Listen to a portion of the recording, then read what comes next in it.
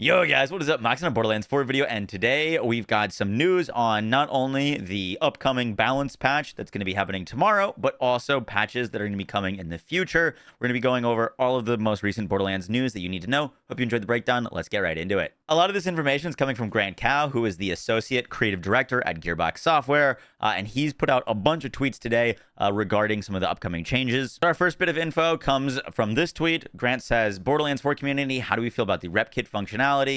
It's Claptrap Time responded, it's okay. I'd rather see Phosphene weapons be all synced into one challenge instead of them separated over multiple individual characters. Please and thank you. And Grant responded, this is coming. I promise. A lot of moving parts for this one to be done correctly. So if you did not know the Phosphene challenge, there's like super rare shiny variants of weapons, and there's a challenge to collect all of them in the game. However, that is character specific right now, meaning if you get 5 Phosphenes on one character and 1 Phosphene on another character, that 1 Phosphene on the alt character doesn't contribute to your overall like Phosphene challenge goal, which is ridiculous because it's a super rare, super difficult challenge to complete. So changes to that are coming. You'll be able to collect and progress your Phosphene challenge on all characters. We don't know when this is coming, but I'm glad that's on the radar, and I'm glad that fixes are coming for that. Next, Grant tweeted out at Prodigy XL, who's Graham Timmons, the creative director of Borderlands 4. Grant and I have a plan of attack for the next couple weeks of changes. We have a big patch coming soon that will address the recursive behaviors of a few passives, which will impact a few builds. However, our goal has always been to increase and enhance the build variety of classes and gear to tackle the game now and challenges we have lined up in the future. This week, we're looking at increasing the value of some legendary pistols, and then we'll look at increasing the opportunity for ARs to shine, and along the way reacting to passive changes. So to start, we have confirmed that the patch that's happening tomorrow is going to be buffing up legendary pistols. I think that's great. I made a legendary pistol video and also a pistol tier list recently, and pistols don't even come close. I think there's one pistol that I put in A tier.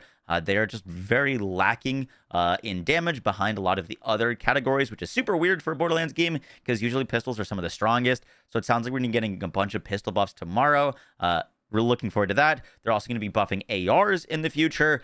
And we've got a big patch that's coming that's going to address recursive behaviors of a few passives, which will impact a few builds.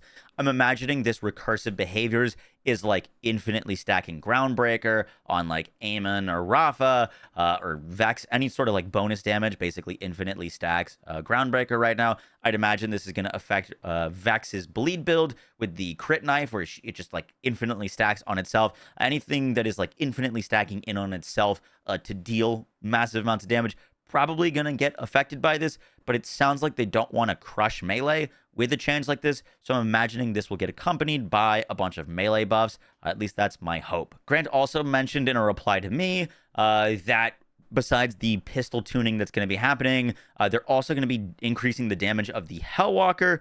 They said that they didn't get the time to increase its damage when they converted it to fire. Converting the Hellwalker to fire damage makes it deal less damage than it was dealing kinetic if you're shooting like shields or armor. So not only is it going to be fire now, but it's also going to deal more damage. I'd be very curious to how much of a buff they're going to give the Hellwalker. Hellwalker was one of the strongest weapons in Borderlands 3, and in Borderlands 4, it's really not that close.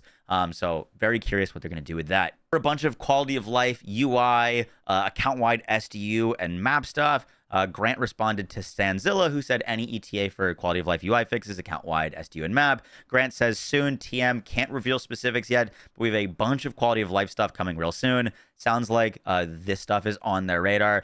It's one of the biggest frustrations from the community that I've personally seen is the map not getting shared on alt characters, having to re-get your SDUs. And also there's a whole bunch of like UI bugs and stuff. Sounds like we're going to be getting changes to that soon, but probably not in this week's patch. And the last thing to mention is 3 days from now is PAX Australia, where Gearbox is going to be hosting a show at the main theater stage. It's an hour-long show. And it says, step into the chaos, join Gearbox at PAX Australia for an exclusive look at Borderlands 4, featuring all new info on upcoming content and never before heard stories from behind the scenes of development. Whether you're a longtime Vault Hunter or new to the mayhem, this is your chance to hear directly from the team shaping the next chapter of the Borderlands universe.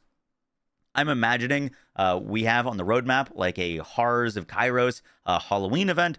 I'm guessing this is where we're going to learn more information about that and when it's going to come out. I wouldn't be surprised if we get even more information about future content coming up. And that is kind of it. Guys, I hope you enjoyed the video. I will catch y'all in the next one. Stay tuned for some patch notes coverage, which will be out tomorrow. And I'll catch y'all later. Take care, guys. Peace.